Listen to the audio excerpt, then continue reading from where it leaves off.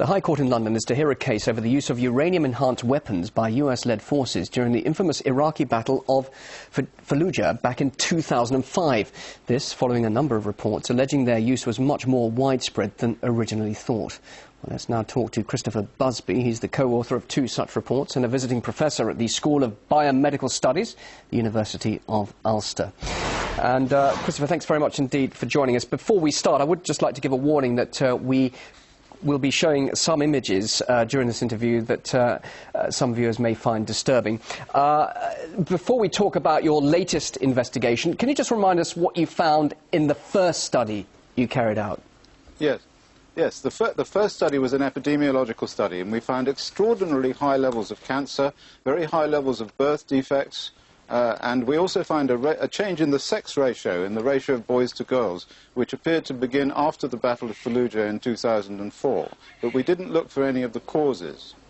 And when you did look for the causes, that led you to your next investigation. What did you find? Well, in the latest study, what we did was we looked in the hair of 25 mothers and 25 fathers of children with congenital anomalies. And what we found was we looked at 52 elements, so we looked at all the possible elements that could be in the hair. And we found high levels of strontium and calcium and aluminium and various innocuous substances. But what we did find was a high level of uranium. We did find a high level of uranium. And that high level of uranium, was it from depleted uranium? Well, no, this was what was surprising. It was not from depleted uranium. It was actually slightly enriched uranium, which was fairly astonishing. As far as it was not something that we really expected, and it led us to believe that the modern military systems use a whole new set of weapons which contain or produce enriched uranium. For various reasons which we're not entirely sure about. Okay, just briefly explain the difference between enriched uranium and depleted uranium, just briefly. Yes. When uranium is mined, then it's refined in such a way that that one of the isotopes, U-235, which is used in nuclear power stations and in atom bombs, is separated from the rest of the uranium. And the rest of the uranium, which doesn't contain so much U-235, is called depleted uranium and is a sort of waste product.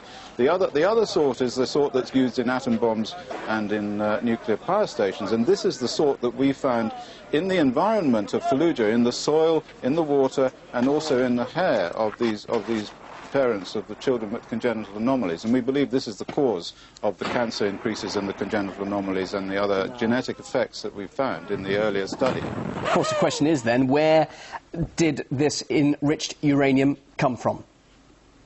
Well, we're not entirely sure about that, but we have some ideas, and there have been some suggestions. I mean, one suggestion is that the people using this weapon have been covering their tracks, because there's been a lot of talk about depleted uranium and its effects, and it can actually be measured using sophisticated instruments.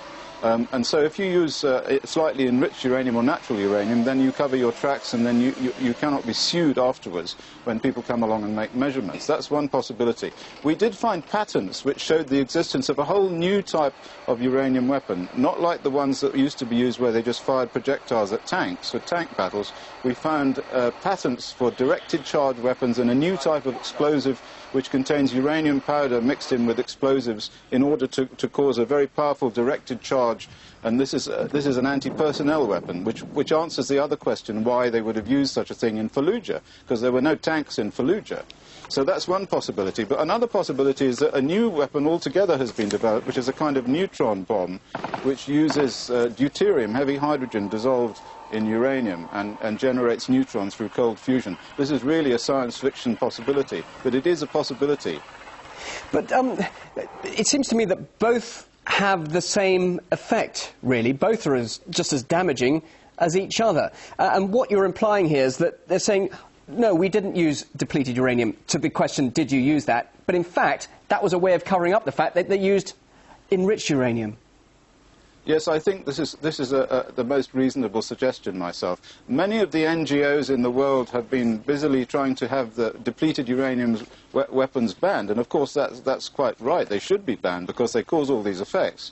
But of course, then the military say, well, of course, we didn't use depleted uranium, and they're inwardly laughing, I guess, because they've been using these new weapons, which are not anti-tank weapons, which are anti-personnel weapons, which are thermobaric weapons, which cause huge pressure waves and collapse lungs or char the victim. And there have been a lot of very, very peculiar injuries being discovered on modern battlefields that doctors have never seen before and can't quite figure out. So we do think that there's a new uranium weapon out there. It's a secret weapon, and it does cause these indiscriminate effects on populations, which are really quite horrifying, and poison the genetic integrity of the whole area where they are used, and possibly travel around the globe also. So just to make it clear, this is illegal use of this substance, or can it be used in warfare, or is this something that you expect to be questioned and people brought to account? I do understand there's going to be a High Court in London hearing quite soon. I mean, what hopes do you have of that, after all the compelling evidence you've got?